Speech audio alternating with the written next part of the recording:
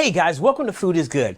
And today, guys, you guys are in for a treat today. We're going to be doing, in honor of St. Patrick's Day, we're going to be making a meal that's amazing. So we're going to be doing corned beef and cabbage. We're also going to be doing latkes, or what I like to say growing up, potato pancakes, and we're going to be doing cabbage with that. So guys, you're in for it. I'm so excited. I even wore my green pants today in honor of it. So check it out.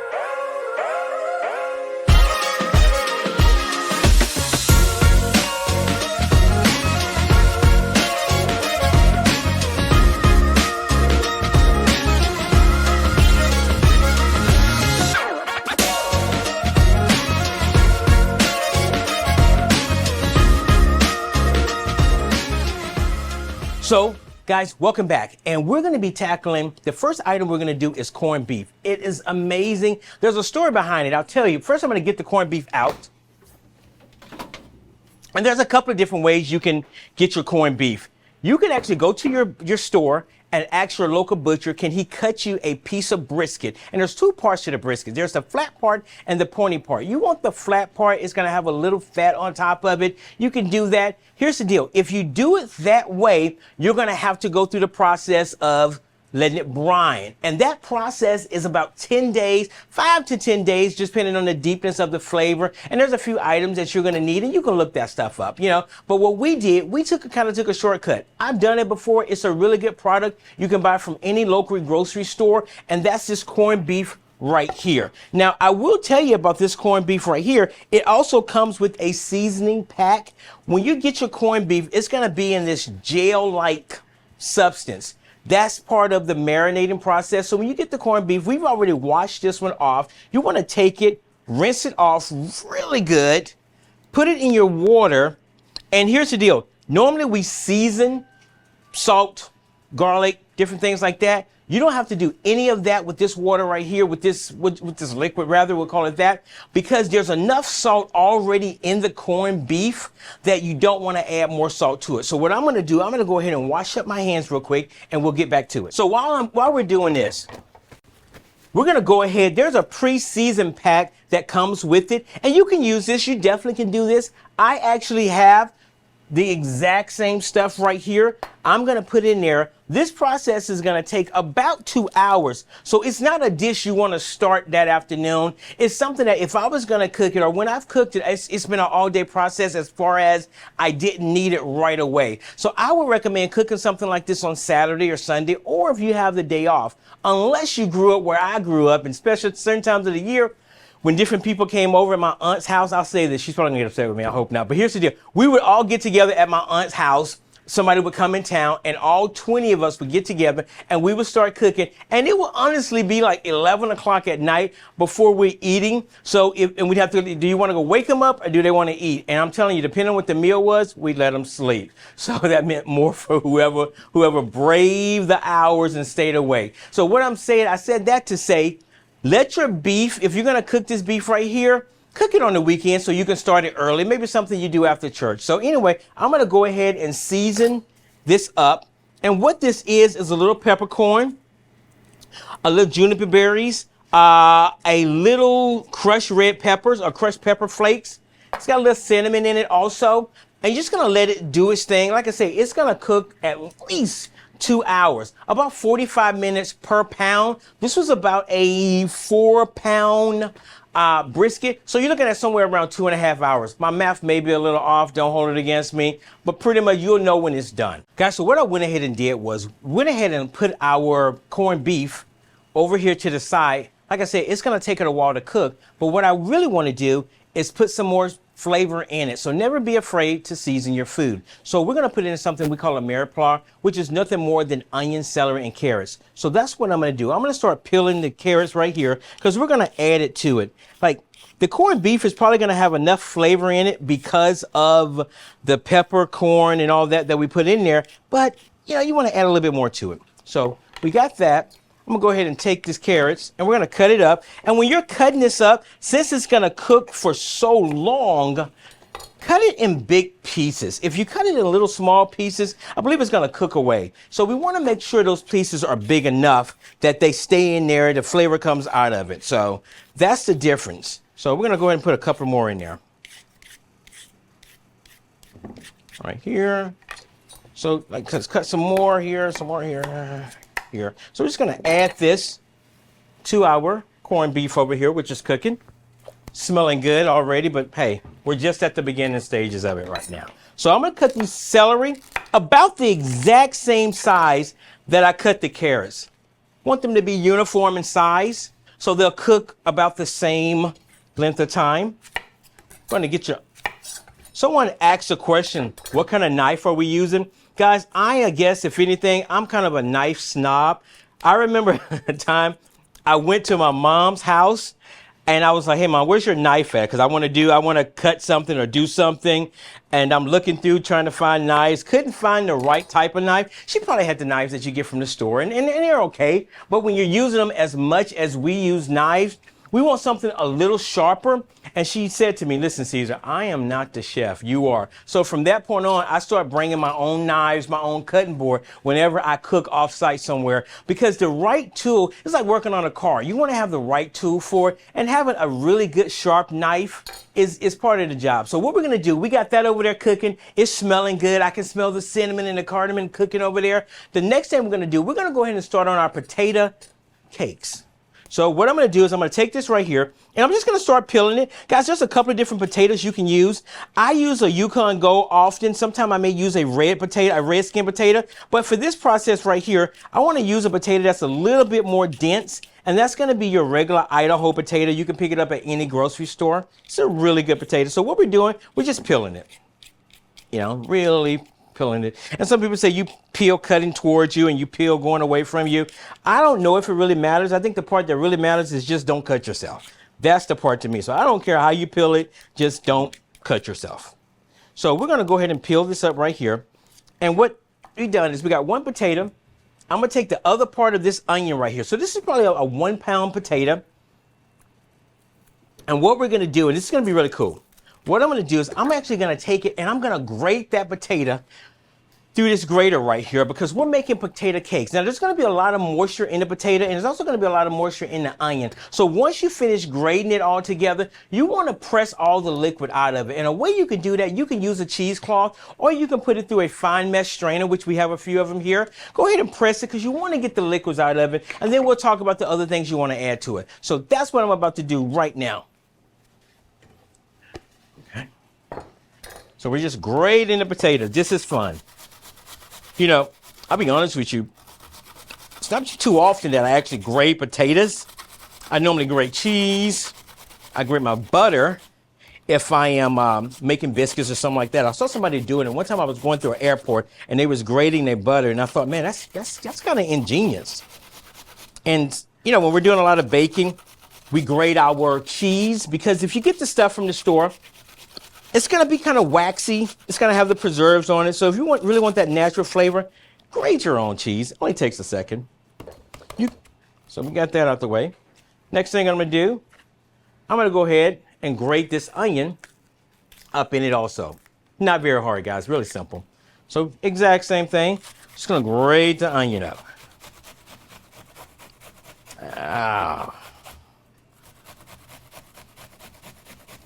So we're grating it up. I keep rotating it around also because I don't want it to fall apart on me while I'm grating it.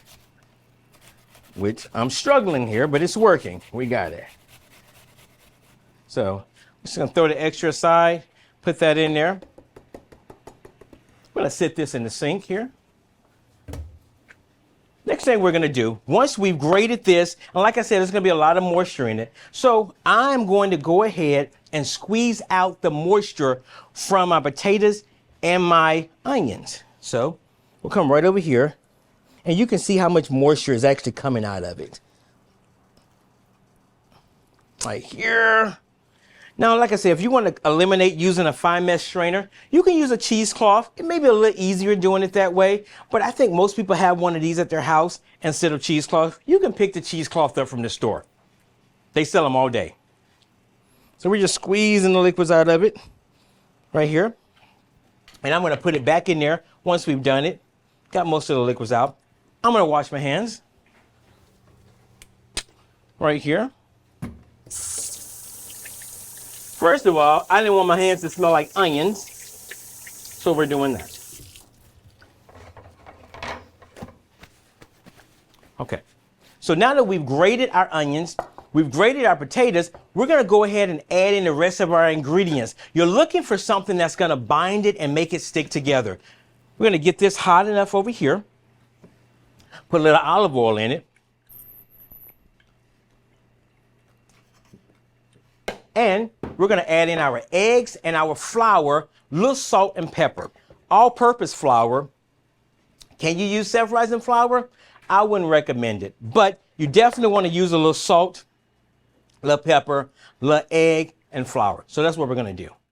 So while our corned beef is still cooking over there, we have our oil heating up over here. And I put a little olive oil in it because I want to brown it on the outside, and you'll see why. So this is cooking. I'm going to go ahead and do the rest of the ingredients. Right now, I have the onions in here and the potatoes in here. We've already squeezed all the moisture out of it. I'm going to go ahead and crack 2 eggs. So we're going to crack an egg in here. Crack 2 eggs.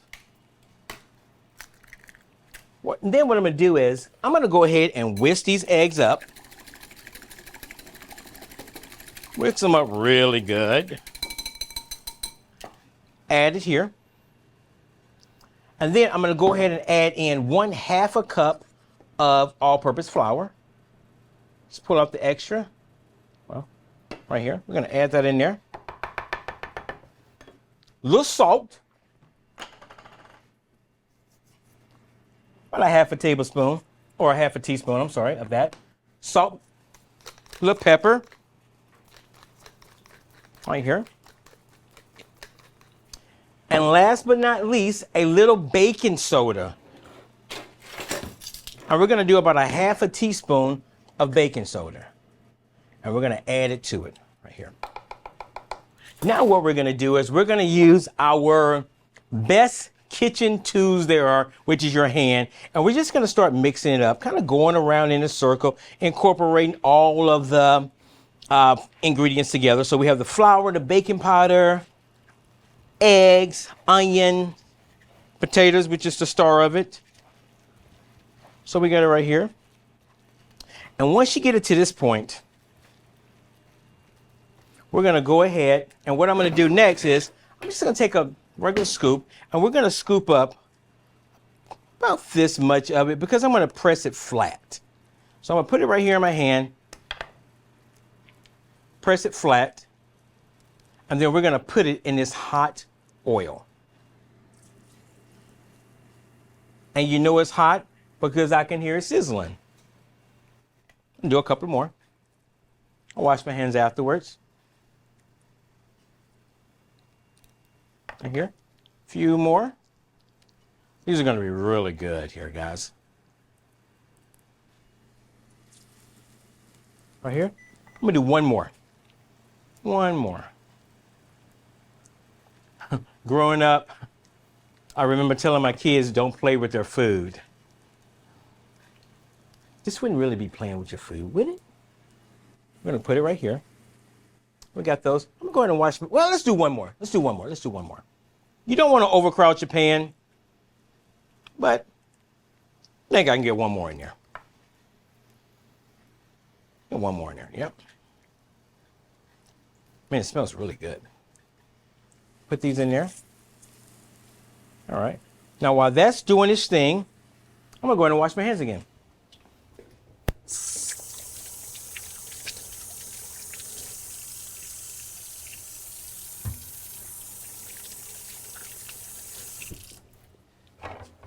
So I can smell the corned beef cooking over there. I can see my potato cakes are cooking over here. I'm just going to move this to the side. Actually, I'm going to put this in the refrigerator for later. So while these are cooking up, I can see they're starting to brown on the bottom. They're looking really good, smelling really good also. You know, I like pepper, so I'm going to crack a little bit more pepper just on top of it.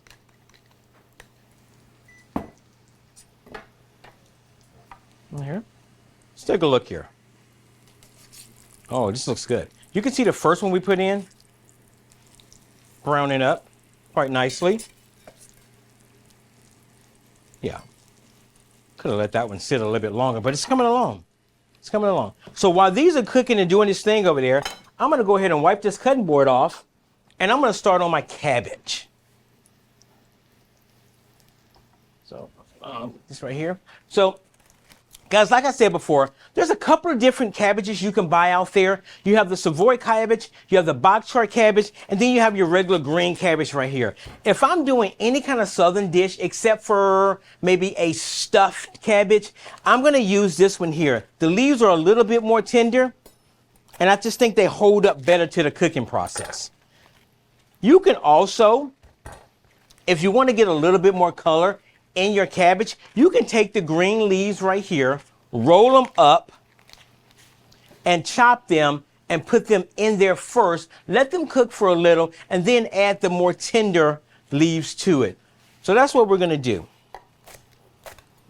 Go ahead and cut these up right here. Get them ready, because those potato cakes are coming along. We're just going to sit this to the side right here. Actually, I need to go ahead and flip some of them. I can hear them saying, what about me? What about me? So we're flipping them right here. It's coming along. It's smelling really good, guys. So we got that cooking. I'm going to go ahead and cut this down the middle. And get my cabbage ready. You can cut this a couple of different ways. You know something? The core is on this end. I was going to say I absolutely did not take the core out, but all the core is on the other side. So before I do that one, I would definitely take the core out. So that's what I'm going to do right now. You can see all the cores right here. You want to take that core out, because if not, it's going to be a little bitter. One thing about taking the core out, though, the core is actually what helps hold your cabbage together. So there again, I'm going to go ahead and cut this because it's really big. I'm going to put it to the side and then cut the rest of it right here. All the same size. All the same size. So these are cooking up nicely. Really good. They smell really good. Look good too. Now, you may be wondering, how long do they have to cook? I'm going to say these are probably going to cook probably about 6 minutes. You just want to brown them on both sides. The inside's supposed to be soft. The outside's going to be a little hard and crispy. Well, not hard, but just a little crispy. Well, that's what we got there. So I'm going to let those cook. I'm actually going to sit it over there, get my other skillet on so we can start on the cabbage. So we're going to take this right over here, and we'll put it back together, pull it all together in a second. So the next thing we're going to do, we're going to take our cabbage, get our skillet hot, because we're going to do fried cabbage. So you definitely want that skillet to be very hot. So that's what happened. We've already cut the cabbage up. I'm going to take a quick look at the corned beef. It's coming along. What I think I'm going to do is just move it around just a little. So we'll get this here. Because it smells really good. It smells like Thanksgiving, but I think that's the cinnamon that I'm smelling in there. This right here is cooking. Almost ready here. So what I went ahead and did, we went ahead and got our cabbage cooking, put the tougher, darker greens in, and then we added the lighter greens. So those things are coming around really nice. I'm going to go over there and check on the potato cakes, because we were keeping them warm over here. We finished them cooking them here, so we're keeping them warm over there. I'm going to go ahead and pull them off, let them sit over here. Let's go here. So we're pulling them off. And the reason we're doing this, you want the napkin. We line the plate with a piece of napkin so it will absorb any extra grease that you may have. So we're going to sit them right back here. We're going to stir these up a little bit more. I'm going to check on the corned beef because I can definitely smell it over there. We'll do this here. Corned beef is looking good, smelling really good. So we got that working. Need to season my cabbage. So I'm going to go ahead and add a little salt to it. Do something that may be a little controversy. I'm going to add a little sugar, just a little. Just take the bitterness out. Just a little sugar to it. And then obviously put some black pepper in there. So we did that. Go ahead and stir them up a little bit more. It's looking really good. I remember growing up, we ate a lot of cabbage. A lot of cabbage, a lot of greens. Looks really good. Now we're actually frying this cabbage up. Get back in there. We have this here. So what we're gonna do is, the corned beef is almost ready. The cabbage definitely looks like it's ready. The potato latkes are definitely ready. I'm gonna go ahead and clean some of this up, and then we'll come back and we'll start plating it and let you see what it looks like. Hey guys, so our cabbage is just finished up. Our potato cakes are finished up. I went ahead and pulled the brisket off. Whenever you're cooking any type of beef or any type of meat, you want to let it rest, and we've talked about it earlier. So the juices will go back to its natural places. So if you cut it too soon, all the juices are going to run all over the places. So we've taken our corned beef out, let it rest. We've also trimmed some of the fat off of it because there's a small fat cap on top of it. So what we're going to do, it's resting, it's looking really nice. What I'm going to go ahead and do now is I'm going to put this corned beef on the cutting board. And now what I'm going to do, very important here, I am going to cut this corned beef, but the way you cut it, you want to cut against the grain. If you look at it, you have a couple of different, you have it going this way, and then, so when you cut it, you want to cut against that. If you cut with it, two things are going to happen. First thing, it's probably going to be chewy, and then the second thing, it's going to fall apart on you. So always, whenever you're cutting your meat, especially beef, cut against the grain. So what we're going to do now, we're going to start cutting this corned beef. And cut it thin. Man, it looks good. We're going to cut this up right here. Having a sharp knife is very important. And you want to cut it thin. There's a lot of different things you can do with corned beef. My grandmother used to cook corned beef and cabbage. It was one of those, like I said, it was one of those Sunday meals that we would do when she got home from church. She'd come in and she I don't know, I guess she started it before she went to church. Obviously she did, but it was really good, guys. So I'm just cutting this corned beef right here. It's looking good. I can't wait to try it. Stephanie's gonna love this. Right here, we're just cutting it. Just cutting it. I'm gonna try a piece of it. That's so good. That's really good. Ideally, it's brisket. And the reason it's pink is because of the salt that they put in it. It's like a pink salt, like a curing salt. The extra bonus there for you. So we got that cut. I'm gonna cut all of it. Get a little faster here. Looking really, really good. Okay, so we got this cut right here. So the corned beef is cut, cabbage is done, potato cakes is done. Now guys, we're gonna start plating it. Part I like the most.